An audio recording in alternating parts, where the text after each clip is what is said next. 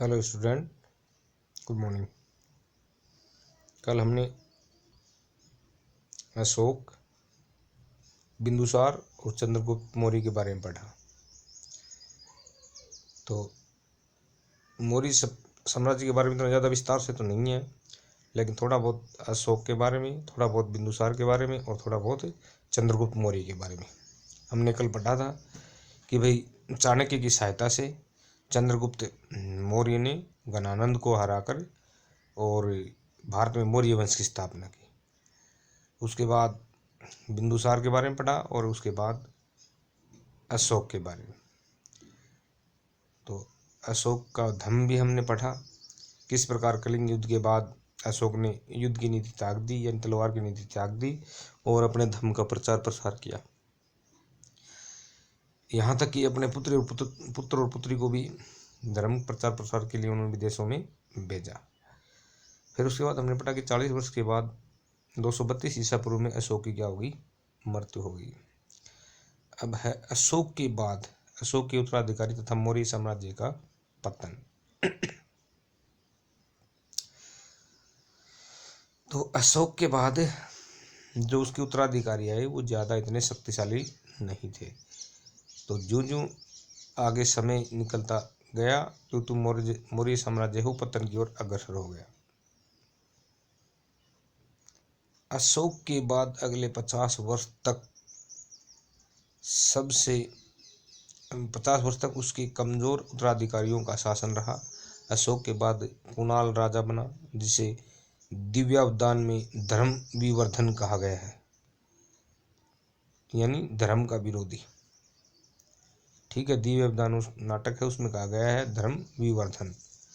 राजतरंग जो कल्लन के द्वारा लिखी गई है के अनुसार उस समय जलोक कश्मीर का शासक था। तारानाथ के अनुसार अशोक का पुत्र वीरसेन गांधार का स्वतंत्र शासक बन गया था। कुणाल के अंधा होने के कारण मगध का प्रशासन उसके पुत्र संप्रति के हाथ में आ गया। कुणाल के पुत्र दशरथ ने भी मगध पर शासन किया। उसने नागार्जुनी गुफाएं आजीविकों को दान में दे दी थी। बृहदर्थ, इंपॉर्टेंट लाइन है, बृहदर्थ अंतिम मौर्य सम्राट था। उसके ब्राह्मण मंत्री पुष्यमित्र शुंग ने उसकी हत्या करके मगध में शुंग वंश के शासन की नींव डाली। तो मौर्य वंश का प्रथम शासक कौन था? चंद्रगुप्त मौर्य। और अंतिम कौन था? बृहदर्थ। ठीक है, तो बृहदर्थ की हत्या करके और पुष्यमित्र शुंग ने मगध में शुंग वंश के शासन की स्थापना की, यानी नींव डाली। मौर्य प्रशासन। अब मौर्य प्रशासन में व्यवस्था कैसी थी? मौर्य काल में भारत में पहली बार केंद्रीकृत शासन व्यवस्था की स्थापना हुई। सत्ता का केंद्रीकरण राजा में होते हुए भी वह निरंकुश नहीं होता था, यानी सारी शक्ति राजा के हाथ में थी, लेकिन फिर भी वह निरंकुश नहीं होता था। कौटिल्य ने राजा के 7 अंग बताए हैं। 7 अंग कौन से हैं? राजा, अमात्य यानी मंत्री, जनपद यानी उसके अंडर में आने वाला क्षेत्र, दुर्ग क्षेत्र या जनता, फिर दुर्ग यानी किले, कोष यानी खजाना, सेना और मित्र। तो ये 7 अंग बताए हैं कौटिल्य ने राज्य के। राजा द्वारा मुख्यमंत्री व पुरोहित की नियुक्ति उनके चरित्र की भली भांति जांच के बाद ही की जाती थी। इस क्रिया को उपदा परीक्षण कहा जाता था। इंपॉर्टेंट लाइन है, राजा अगर किसी को मुख्यमंत्री या पुरोहित नियुक्त करता था तो पहले उसके चरित्र की भली भांति जांच की जाती थी, यानी कोई ऐसा व्यक्ति मुख्यमंत्री या पुरोहित न बन जाए जो क्या हो, कैरेक्टरलेस हो। तो इसके लिए उसकी पहले जांच होती थी, उसके बाद उसको पुरोहित या मुख्यमंत्री बनाया जाता था। तो इस क्रिया को कहा जाता था उपदा परीक्षण करना। ये लोग मंत्रिमंडल के अंतरंग सदस्य थे। मंत्रिमंडल के अतिरिक्त परिषा मंत्रिणय भी होता था, जो एक तरह से मंत्री परिषद था। केंद्रीय प्रशासन। केंद्रीय प्रशासन अर्थशास्त्र में 18 भागों का उल्लेख है। तो केंद्रीय प्रशासन वो 18 भागों में बटा हुआ था। जिन्हें क्या कहा गया है, तीर्थ कहा गया है। यानी केंद्रीय प्रशासन है वो 18 भागों में बटा हुआ था और 18 भागों क्या कहा गया था, तीर्थ। तीर्थ के अध्यक्ष को महामात्र कहा गया है। सर्वाधिक महत्वपूर्ण तीर्थ थे मंत्री, पुरोहित, सेनापति और युवराज। तो ये 4 महत्वपूर्ण थे, मंत्री, पुरोहित, सेनापति और युवराज। समाहर्ता,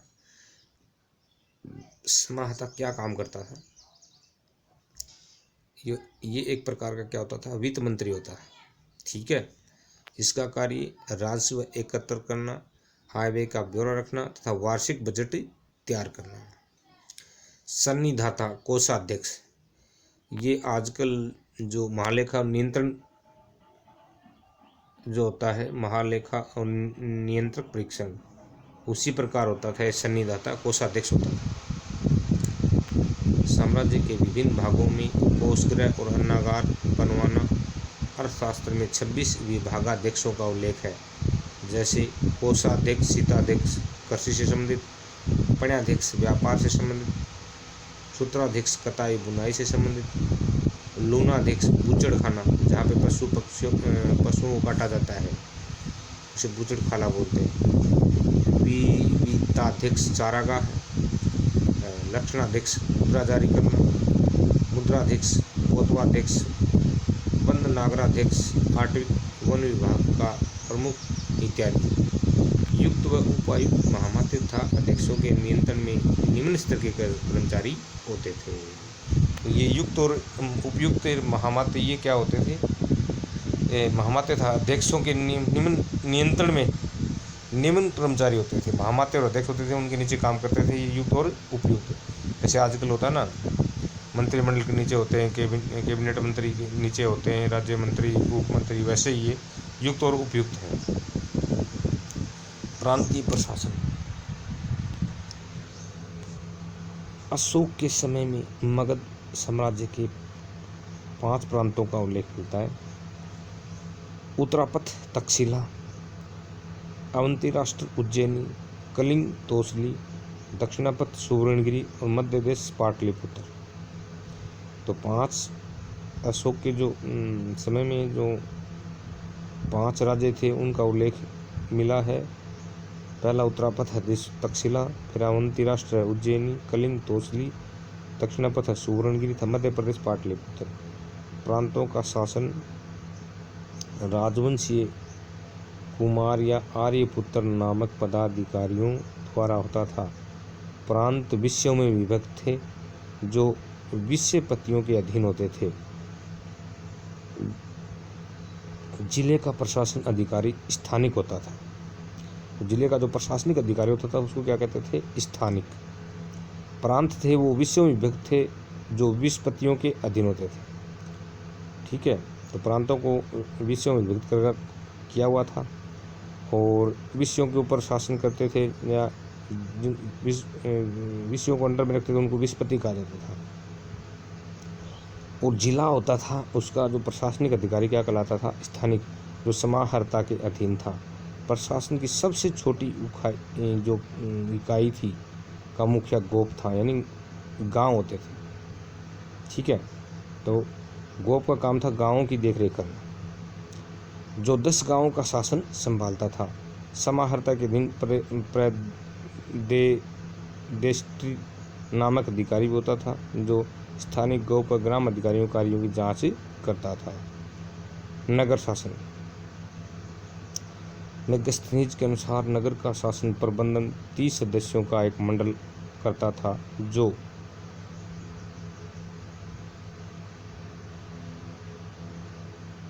जो 6 समितियों में विभक्त था।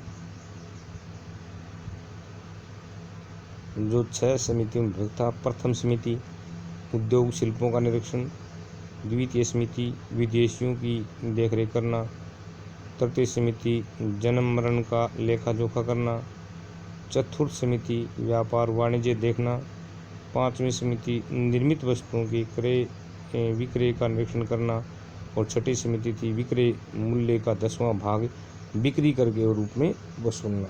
प्रत्येक समिति में 5 सदस्य होते थे। तो इस प्रकार टोटल 6 समिति में कितने सदस्य हो गए, 30 सदस्य, और सभी का अलग अलग काम था। जैसे प्रथम समिति थी उसका उद्योग शिल्पों का निरीक्षण करना था। दूसरी थी विदेशी जो आते थे उनकी देखरेख करना होता था। तृतीय थी कि भाई उनका काम था जन्म मरण का लेखा जोखा, कौन कितने लोग जन्मे कितने मरे उनका हिसाब किताब रखना। चतुर्थ थी व्यापार वाणिज्य संबंधित थी। पाँचवीं थी वस्तुओं के विक्रय का निरीक्षण करना, कौन कौन सी वस्तुएं बेची गई, ठीक है। और छठी समिति थी विक्रय की गई वस्तुओं का 1/10 भाग है वो कर के रूप में वसूलना, बिक्री कर के रूप में। फिर है सैन्य व्यवस्था। सेना के संगठन हेतु पृथक सैन्य विभाग था, तो अलग से सैन्य विभाग बना रखा था सेना के संगठन के लिए। प्रत्येक समिति में 5 सदस्य होते थे।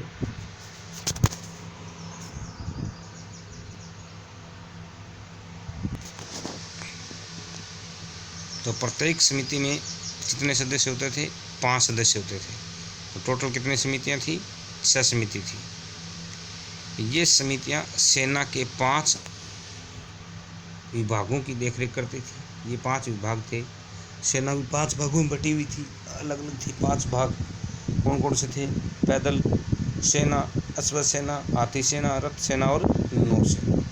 तो 5 विभाग थे सेना के। जैसे आज हैं थल सेना, वायु सेना और जल सेना, वैसे ही पैदल सैनिक होते थे, घोड़ों पे सवार सैनिक होते थे, हाथियों पे सवार सैनिक होते थे, रथ पे सवार सैनिक होते थे और नावों पे सवार। तो सेना को 5 भागों में विभक्त थी। सैनिक प्रबंधन की देखरेख करने वाला अधिकारी अंतपाल कहलाता था। तो सेना में क्या हो रहा है क्या नहीं हो रहा उसकी प्रबंधन करना, देखरेख करना, ये जो अधिकारी होता था वो अंतपाल कहलाता था, ठीक है। सीमांत क्षेत्रों का व्यवस्थापक भी अंतपाल होता था, मतलब सीमाओं की देखरेख करना और वहाँ क्या व्यवस्था क्या नहीं है वो भी देखरेख करना अंतपाल ही होता था।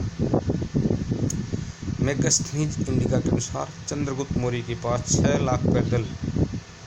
लाख तो पैदल सैनिक थे, 50,000 घुड़सवार थे, 9,000 हाथी सैनिक तथा 800 रथों से सुसज्जित विराट सेना थी। विराट का मतलब बड़ी सेना, विशाल सेना। उस समय देख लो आप कि 322 ईस्वी के आसपास, ईसा पूर्व के आसपास की बात है। उस समय 6 लाख पैदल, 50,000 घोड़सेना, 9,000 हाथी सेना, 800 रथ से सुसज्जित। कहने का मतलब ये है कि लगभग 7 लाख के आसपास सेना थी उस समय, विशाल सेना। न्याय व्यवस्था। सम्राट न्याय प्रशासन का सर्वोच्च अधिकारी होता था। निचले स्तर पर ग्राम न्यायालय थे जहां ग्रामीणी और ग्राम वर्ग अपना निर्णय देते थे। इसके ऊपर संग्रहण, द्रोणमुख, स्थानीय और जनमत स्तर के न्यायालय होते थे। सबसे ऊपर पाटलिपुत्र का केंद्रीय न्यायालय था। ग्राम संघ और राजा के न्यायालय के अतिरिक्त अन्य सभी न्यायालय 2 प्रकार के थे। धर्मस्थीय। इन न्यायालयों में निर्णय का कार्य धर्मशास्त्र में निपुण 3 धर्मस्थ या व्यवहारिक और 3 अमात्य करते थे। धर्मस्थीय एक प्रकार की दीवानी अदालत होती थी। चोरी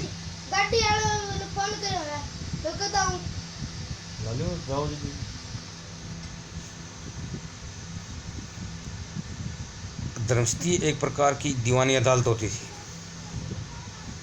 दीवानी अदालत में क्या मामले आते थे? हत्या, लूट, चोरी, डकैती ये आते थे। तो एक प्रकार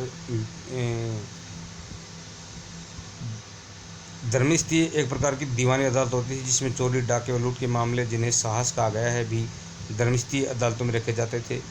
कुवचन, मानहानि, मारपीट के मामले भी धर्मस्थीय न्यायालय में ही लाए जाते थे, जिन्हें वाक पारुष्य या दंड पारुष्य कहा गया है। कंटक शोधन।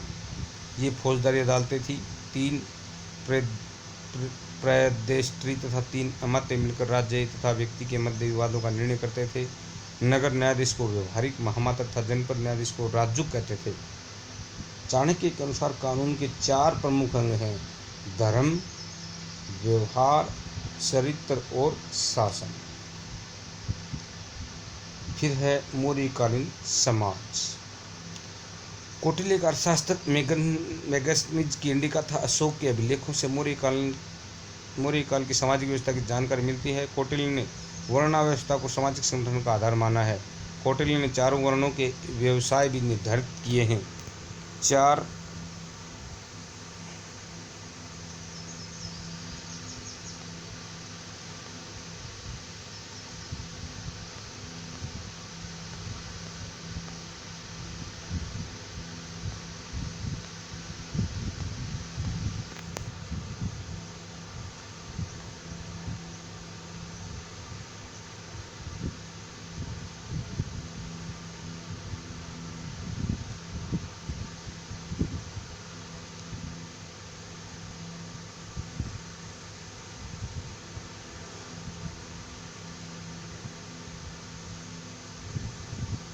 4 वर्गों के अतिरिक्त कौटिल्य ने अन्य जातियों जैसे निषाद, पार्श्व, रथकार, छता, वैदेहक, सूत, चांडाल आदि का उल्लेख भी किया है। मेगास्थनीज की इंडिका में भारतीय समाज का वर्गीकरण 7 जातियों में किया गया है। तो 7 जाति कौन सी थी? दार्शनिक, किसान, पशुपालक, शिकारी, कारीगर या शिल्पी, सैनिक, निरीक्षक, सभासद तथा अन्य शासक वर्ग। मेगास्थनीज ने अपने वर्गीकरण में जाति, वर्ण और व्यवसाय के अंतर को भुला दिया है। मौर्य काल में स्त्रियों की स्थिति को अधिक उन्नत नहीं कहा जा सकता, फिर भी स्मृति काल की अपेक्षा वे अधिक अच्छी स्थिति में थी तथा उन्हें पुनर्विवाह व नियोग की अनुमति थी।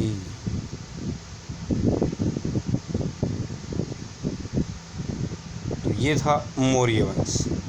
अब शुरू होता है मौर्य वंश के बाद शुंग वंश। इसकी स्थापना 185 ईस्वी में पुष्यमित्र शुंग ने की थी। किसको हराकर? बृहदत्त को हराकर। मौर्य राजा बृहदत्त का प्रधान सेनापति था। तो ये सेनापति था किसका? बृहदत्त का। और बृहदत्त को हराकर ही इसने शुंग वंश की स्थापना की। बृहदत्त किस वंश का था? मौर्य वंश का। उसने उसे मारकर सिंहासन पर अधिकार कर लिया। उसने 151 ईसा पूर्व तक राज्य किया। उसने कई युद्धों में विजय प्राप्त की और अपने राज्यकाल में 2 बार अश्वमेध यज्ञ किया। इसने पुष्यमित्र शुंग ने। सुप्रसिद्ध संस्कृत व्याकरण पतंजलि अश्वमेध यज्ञ में उसका पुरोहित था। पतंजलि था ना, सुप्रसिद्ध संस्कृत व्याकरण जो लिखे तो पतंजलि, वो अश्वमेध यज्ञ में उसका क्या था? विद्वान था, पुरोहित था, पंडित था। पुष्यमित्र के बाद शुंग वंश में जो प्रमुख राजा हुए उनके नाम थे अग्निमित्र, ज्येष्ठमित्र, भद्रक, भागवत और देवभूति। देवभूति को उसके अमात्य वासुदेव ने लगभग 73 ईसा पूर्व में सिंहासन से क्या कर दिया? उतार दिया। शुंग वंश के बाद है सातवाहन वंश।